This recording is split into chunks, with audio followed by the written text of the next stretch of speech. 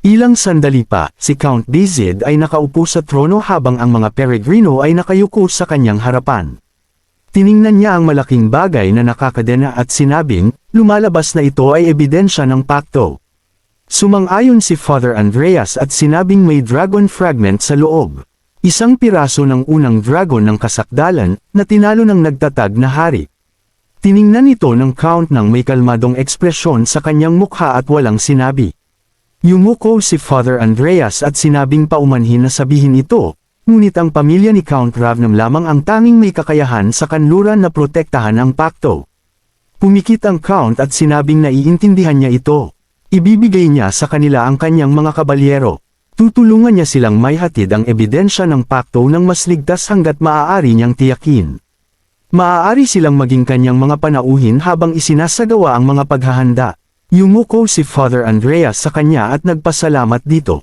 Pagkatapos nito, tinakpan ng mga Peregrino ang pakto ng isang puting tela. Pagkatapos ay kinuha nila ito at umalis sa silid. Sinabi ni Ragnas na hindi siya dapat mag-alala, wala naman silang ibang pagpipilian. Bumaba si Ragnas sa hagdanan at sinabing alam niya iyon. Mula sa pananaw ng kanluran, ang tanging kapantay nilang pamilya na kayang ipagtanggol ang pakto ay ang pinuno ng Hilaga.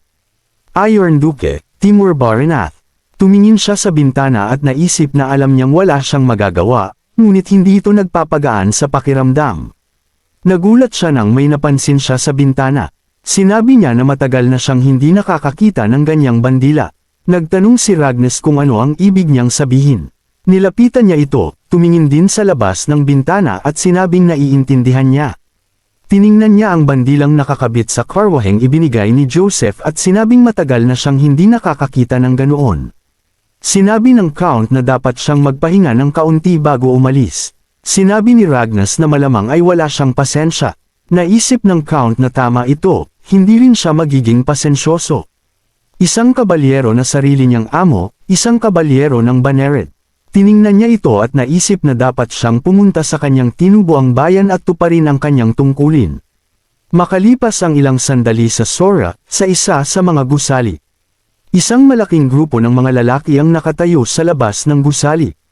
Malakas na nagtanong kung kailan siya lalabas. Gabi na, kaya dapat siyang makipaglaro dito. Ang may mas maraming pera ang magpapasya. Nakaupo si Marcella sa salamin at nagpapahid ng lipstick, at may isang malakas na tumawag sa kanyang pangalan. Sinabi ng matandang babae na nakatayo sa tabi niya na mukha silang mga baboy. Dapat siyang lumabas kung handa na siya. Kailangan niyang pagsilbihan ang mas maraming tao hanggat maaari para mabayaran ang utang. Tiningnan siya ni Marcella ng may kalmadong ekspresyon at walang sinabi. Napansin ng matandang babae ang kanyang tingin at tiningnan siya ng may seryosong ekspresyon sa kanyang mukha. Nilapitan niya ito at hinawakan ang kanyang mukha gamit ang kanyang kamay. Sinabi niya na kailangan nilang tingnan kung gaano katagal niya kayang panatilihin ang kumpiyansang iyon sa kanyang mukha. Marami silang oras, at narito siya, kahit na magsimulang mabulok ang katawan. Isang maliit na tuso ng ngiti ang lumitaw sa mukha ni Marcella. Humarap siya sa kanya at binati ang babaeng ito ng mahabang buhay na may parehong ngiti. Naiinis ang matandang babae dito at naisip na ang maliit na pangit na bagay na ito. Kahit na matapos ang lahat ng nangyari, ganoon pa rin siya. Iniwan niya ito at sinabing dapat na siyang maghanda at lumabas. Inilagay ni Marcella ang patpat na ginamit niya sa pagpapahid ng lipstick sa mesa. Naisip niya na mataas ang kanyang naitaas para sa isang taong nagbebenta ng kanyang katawan. Sinabi niya na kahanga-hanga pa rin.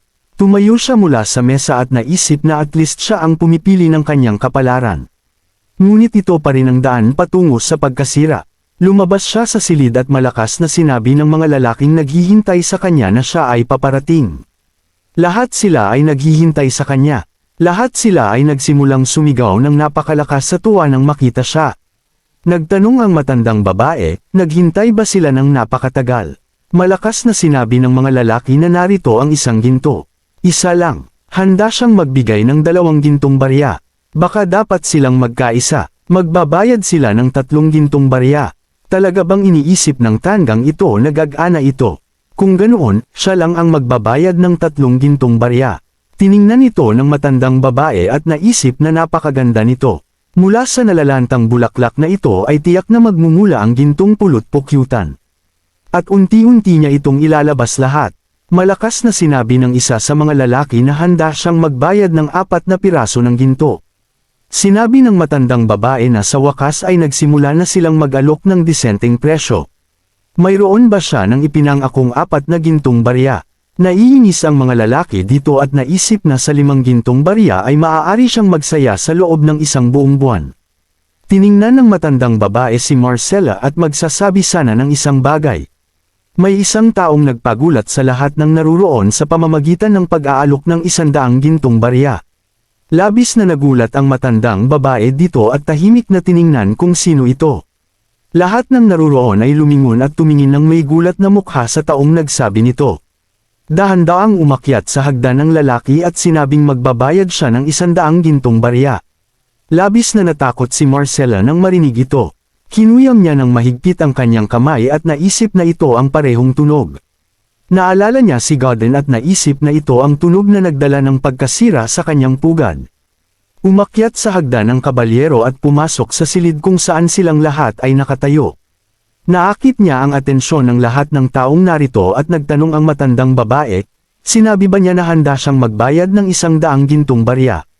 Dahan-daang lumakad ang kabalyerong ito sa gitna ng grupo ng mga lalaking nabigla at naglabas ng napakalakas at nakakakilabot na aura. Tiningnan nila siya ng may gulat at nagtataka kung sino ito. Mayroon siyang seryosong aura. Nilapitan ng kabalyero ang counter at nagtanong kung maaari siyang umorder. Tiningnan siya ng matandang babae at naisip na nakasuot siya ng mamahaling damit. Kahit na isa itong panloloko sa 100 barya, tiyak na makakabayad siya ng 10.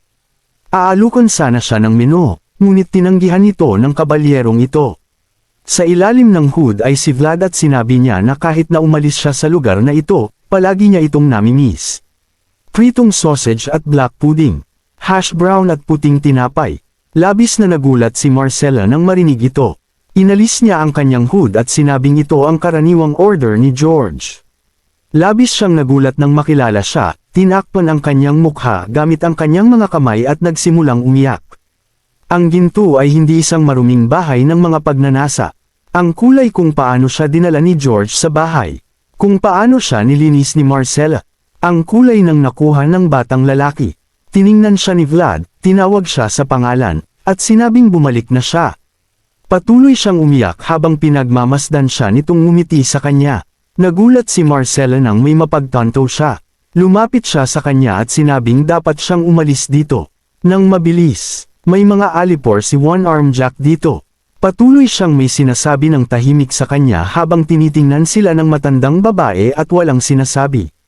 Naisip niya, ibig bang sabihin magkakilala sila? Mukhang napakaseryoso ng lahat. Kailangan na itong tapusin bago pa may mangyari. Kinaweyan niya ang ilang lalaking nakaupo sa isang mesa sa malapit. Isa sa mga lalaking may peklat sa mukha ang kinuha ang kanyang espada at tiningnan siya. Ang iba pang mga lalaki ay tumayo din mula sa mesa. Lubhang nanginginig si Marcella sa takot at napansin ni Vlad na maraming lalaki ang papalapit sa kanya.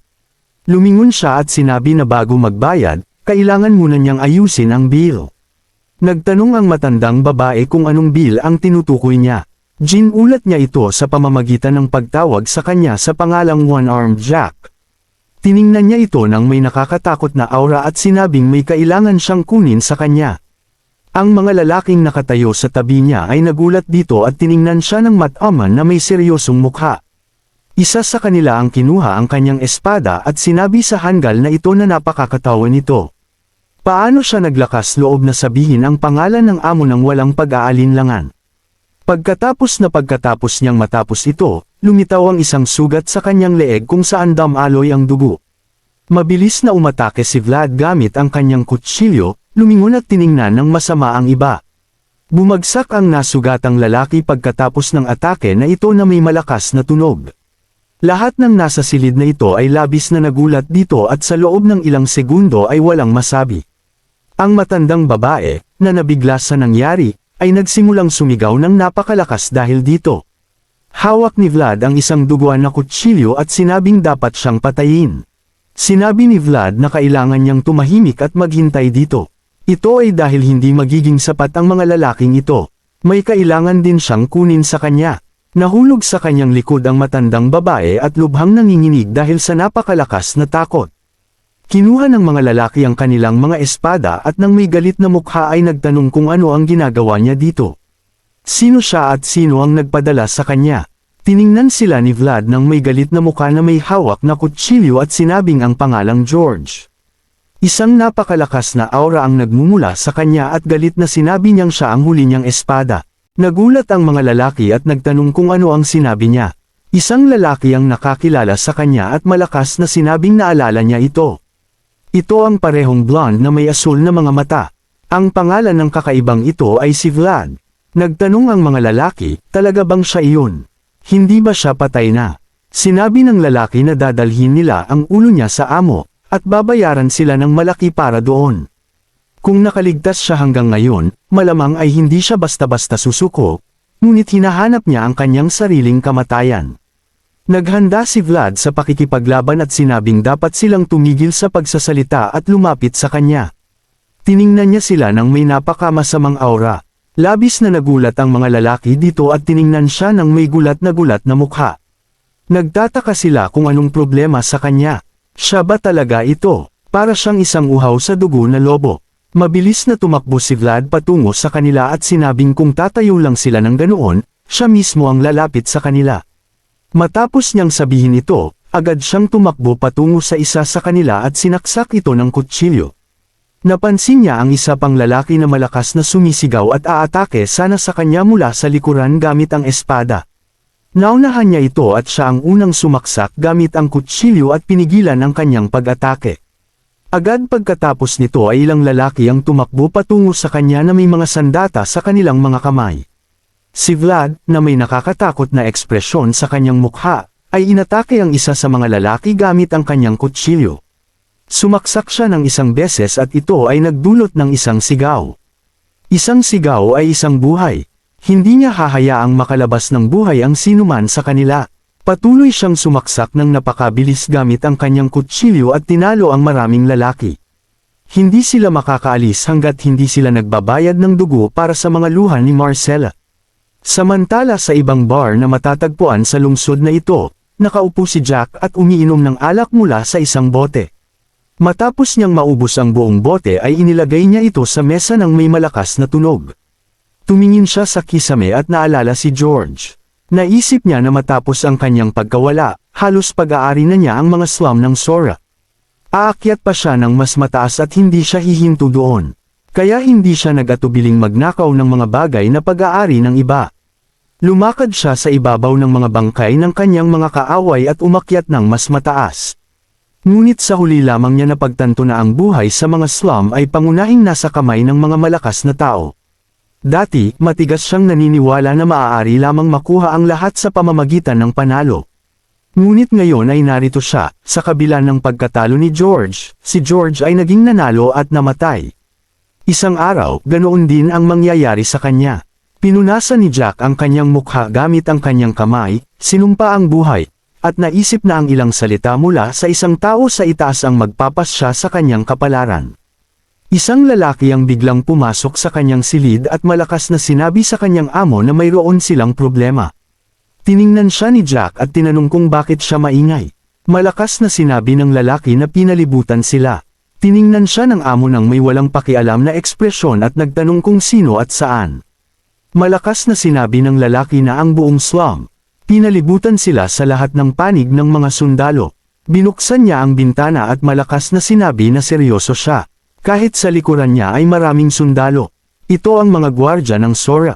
Nagtanong ang mga lalaki ng malakas kung anong kalokohan ito. Bakit nila ito gagawin? Nagbayad sila ng ilang buwan ng advance. Baka nagpapatrolya lang sila. Dapat nilang tingnan kung gaano karaming pera ang mayroon sila. Nakaupo pa rin si Jack at nagsimulang tumawa. Naisip niya na alam niyang malapit na darating ang araw na ito. Ngunit bakit nangyari ito ngayon? Naisip niya nang may napakamasamang ngiti na mas maganda pa ito. Pagkatapos ng lahat, kapag ang lahat ay bumabagsak sa harap ng kanyang mga mata, mas mahusay ito kaysa sa mag-alala dahil sa kamangmangan. Samantala, sa kabilang banda natapos na ni Vlad na ubusin ang kanyang mga kalaban. Ang kanyang mga mata ay lumiwanag. Sa isip niya, mas nakakagaan ng loob ang pagkawasak na nakikita mismo ng mga mata.